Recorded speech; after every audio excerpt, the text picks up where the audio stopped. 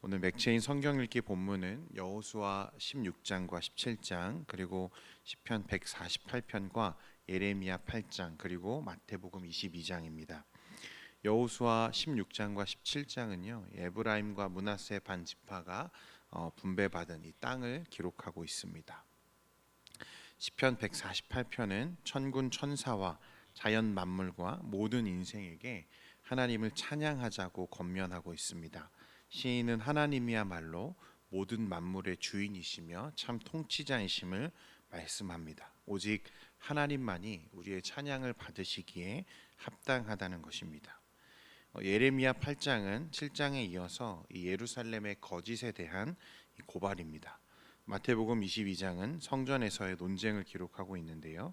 예수님은 혼인 잔치를 비유로 말씀하시며 청함을 받은 자는 많지만 택함을 받은 자는 적다고 말씀하십니다. 오늘도 말씀 안에서 은혜로운 묵상 되시기를 바랍니다. 7장에서 하나님은 이 마음 없는 예배, 위선과 가식을 이스라엘의 죄악으로 지적하셨습니다. 성전에 나와서 제사를 드리고 희생 제물을 드렸지만 그들의 마음은 하나님으로부터 멀었습니다. 온갖 죄악과 세속적인 삶을 살면서 성전에 나와 드린 예배로 자신들의 구원을 장담했습니다. 하나님은 이 선지자를 통해서 이것이 거짓이고 위선이라고 말씀하세요.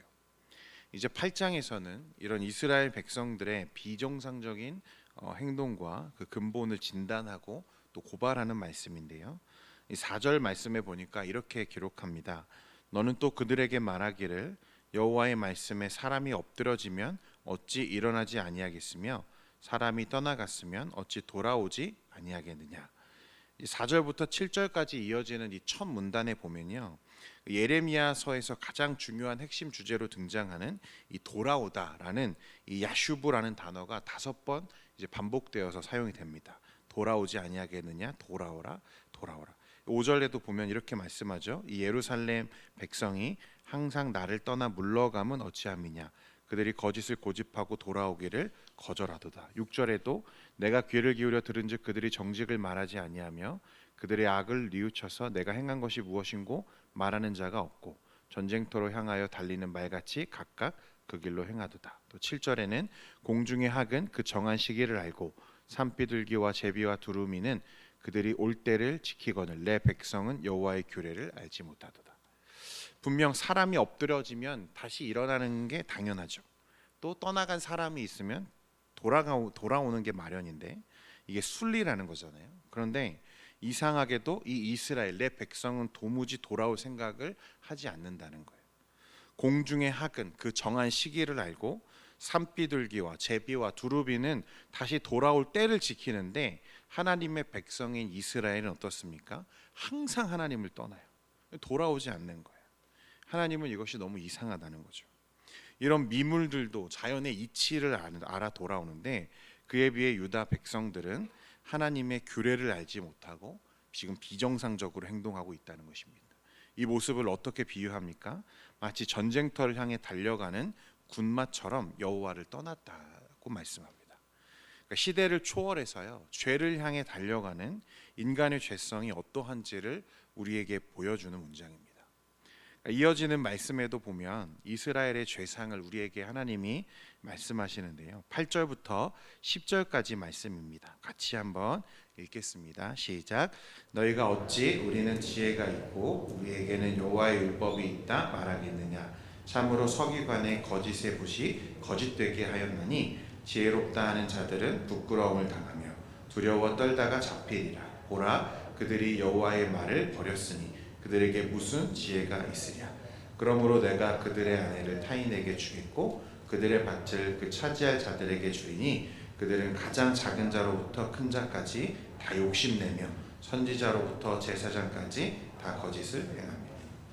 이제 포로기가 가까워지면서요, 이스라엘 민족에게 가장 뚜렷하게 드러났던 이 멸망의 징조 중 하나가 뭐냐면 이 종교 지도자들, 특히 이 서기관들의 타락이었습니다.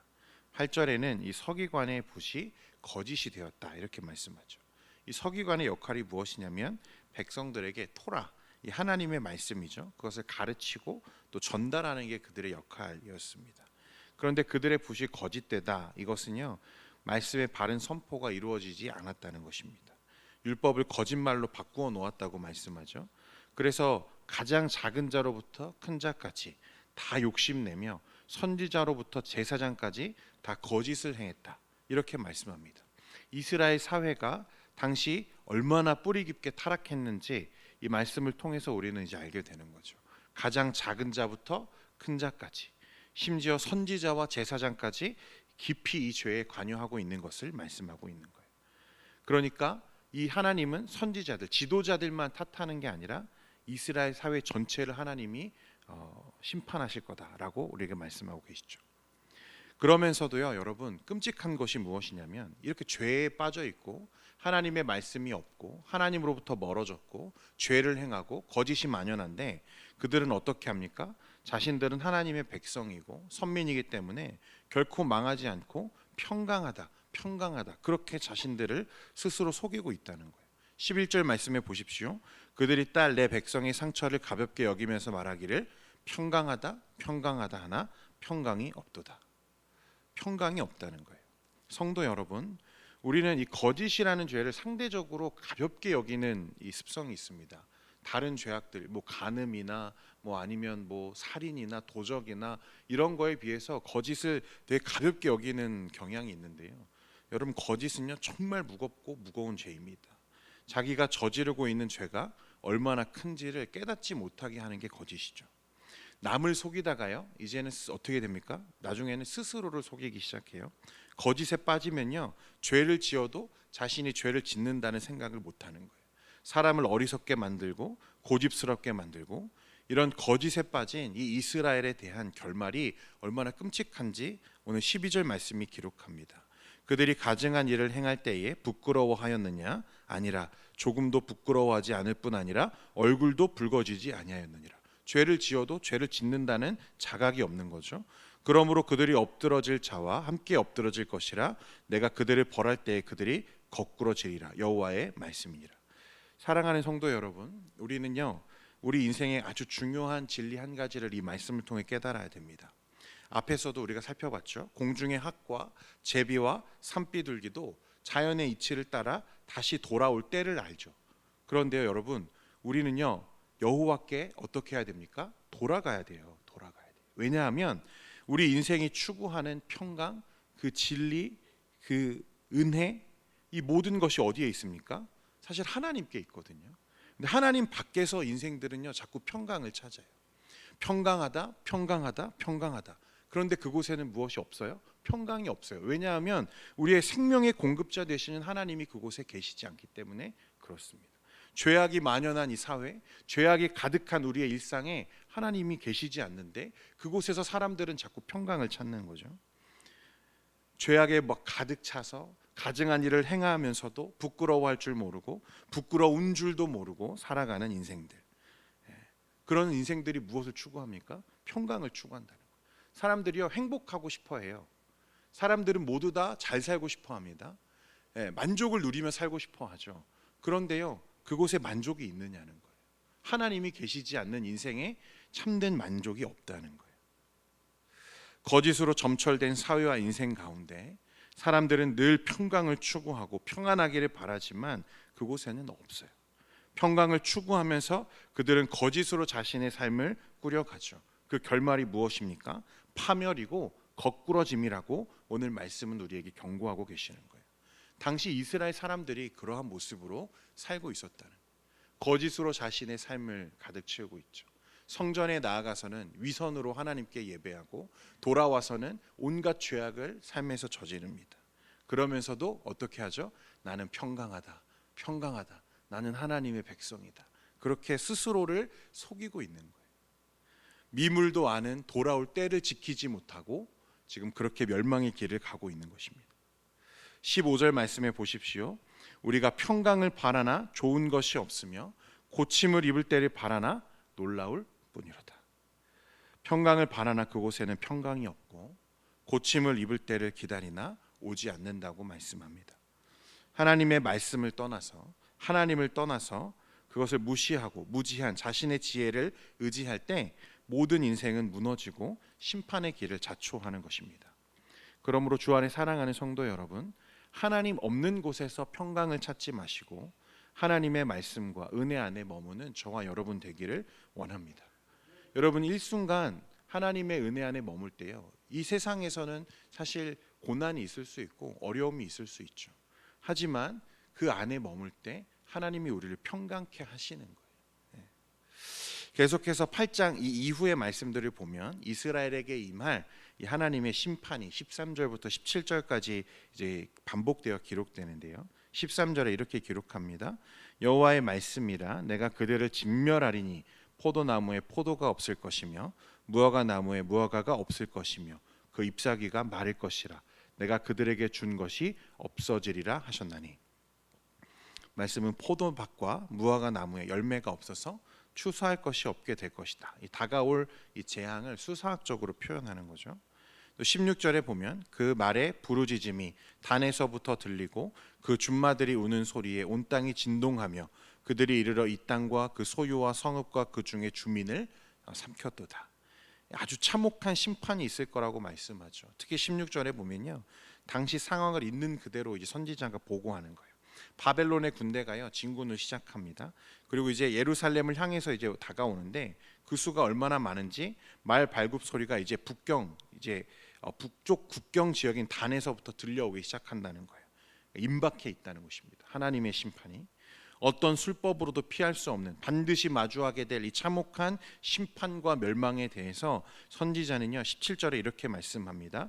여호와의 말씀이라 내가 술법으로도 제어할 수 없는 뱀과 독사를 너희 가운데에 보내리니 그것들이 너희를 물리라 하시도다. 이제 임박했습니다. 하나님의 진노가 이제 쏟아지기 직전이에요. 그러나 오늘 하나님은 선지자를 통해서 또 말씀하고 계시죠. 무엇하라는 것입니다. 이제라도 돌아오라. 18절과 19절은요 이제 쓰러져가는 멸망해가는 이스라엘을 위해서 슬퍼하시며 고통스러워하시는 하나님의 애가를 기록하는데 18절과 19절 말씀 같이 읽겠습니다. 시작. 슬프다 나의 근심이여 어떻게 위로를 받을 수 있을까. 내 마음이 병들었도다. 딸 내 백성의 심히 먼 땅에서 부르짖는 소리로다. 여호와께서 시온에 계시지 아니한가. 그의 왕이 그 가운데 계시지 아니한가. 그들이 어찌하여 그 조각한 신상과 이방의 헛된 것들로 나를 경노하게 하였는고 하시니. 성도 여러분, 하나님이 원하시는 건요 이스라엘의 멸망이 아닙니다. 무엇이죠? 돌아오는 거예요. 하나님이 바라는 것은요 파멸이 아닙니다. 회복이에요. 그들은 자신의 몰락과 멸망을 선지자와 하나님의 사람들의 경고를 통해서 계속 들었어요. 알고 있었다고요. 그런데 자신들의 이 선민의식과 왜곡된 이 종교심이 그들에게 헛된 희망으로 계속 거짓말하고 있는 거죠. 도무지 돌아오지를 않는 거예요. 이 돌아오지 않는 그 백성들 때문에 하나님은 근심하시고 슬퍼하신다고 말씀하시죠. 그리고 하나님이 이제 칼을 꺼내어서 그들을 심판하시는데 그 심판의 이유도 무엇입니까? 그들을 다시 회복시키기 위한 심판이라는 거예요.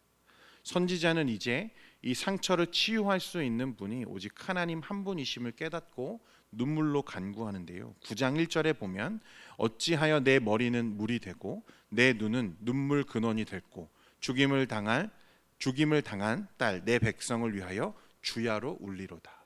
예레미야 선지자의 고백입니다. 몰락해가는 자신의 민족을 보면서 임박한 하나님의 진노가 지금 다가오고 있음에도 불구하고 돌이키지 않는 그 백성들을 보면서요 근심하는 또 슬퍼하는 하나님의 마음을 헤아린 선지자가 이제 민족을 위해서 그들을 놓고 통곡하며 울겠다고 말하는 거예요. 성도 여러분, 이제 오늘날에도요 우리 주변에 하나님을 알지 못하고 스스로 몰락해가는 불쌍한 영혼들이 우리 주변에 너무나 많이 있습니다. 그런데 하나님의 마음이요 여러분 그들을 심판할 것, 그들을 멸망해 가는 것을 기뻐하시는가? 결코 그렇지 않다는 거예요. 하나님은요 늘 돌아오기를 원하세요. 그들이 늘 다시 돌이키기를 바라신다는 거예요. 스스로 파멸하는 자들을 보면서 하나님은 기뻐하시는 분이 아니세요. 하나님은 그들을 심판하시기를 즐거워하시는 분이 아니라는 것입니다. 돌아오기를 기다리는 거예요. 사랑하는 성도 여러분, 만약 이 자리에 이날의 이스라엘 백성들처럼 하나님과 멀어져 있는 분이 계시다면 돌이키고 이 하나님의 마음을 구할 수 있기를 바랍니다. 또 하나님 안에 머물고 있는 우리 성도들은요, 오늘 이 선지자의 애통하는 마음을 우리에게 달라고 기도할 수 있기를 바라요. 하나님의 마음, 하나님의 시선은 늘 어디에 머물러 있습니까? 아직 돌아오지 않은 자들에게 머물러 있거든요. 하나님께 이 선지자의 마음, 하나님 내가 그들을 위해서 울겠습니다. 통곡합니다. 하나님 그들에게도 은혜를 주세요. 라고 기도할 수 있는 저와 여러분 되기를 원합니다. 그래서요, 하나님 나를 통해서 하나님의 시선이 머물러 있는 곳, 하나님의 마음이 있는 곳, 하나님의 뜻이 이 땅에서 이루어질 수 있도록 주님 나를 사용해 주세요. 라고 기도할 수 있는 저와 여러분 되기를 소원합니다. 기도하겠습니다. 거룩하신 하나님 아버지, 온갖 죄악과 거짓과 또 위선으로 가득 찬 이스라엘의 모습을 통해서 오늘날 우리의 모습을 돌이켜 봅니다. 하나님 혹시 마음 없는 예배에 빠져 있지 않은지, 내가 그렇게 거짓된 삶을 살면서도 나는 평강하다 하나님이 나를 사랑하신다 착각하고 있지 않은지 하나님 돌아보게 하시고 오늘 돌이키라 돌아오라 말씀하시는 이 하나님의 음성을 우리가 듣고 순종하는 우리가 될 수 있도록 은혜 베풀어 주옵소서. 하나님은 오래 참으시고 또 멸망해 가는 자들 심판하는 것을 즐거워하지 않으시고 근심하시고 슬퍼하신다 하셨는데, 하나님의 시선이 머무는 곳에, 하나님의 마음이 있는 곳에 우리의 시선이 있기를 원하고 우리의 마음이 있기를 원합니다. 하나님을 알지 못하고 몰락해 가는, 멸망해 가는 저 불쌍한 영혼들을 품고 기도하며 우리가 울 수 있는 이 선지자의 마음을 구하는 우리 모두가 되게 해 주옵소서.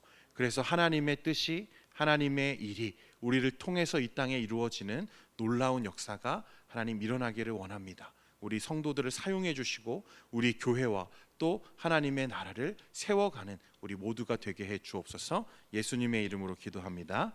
아멘.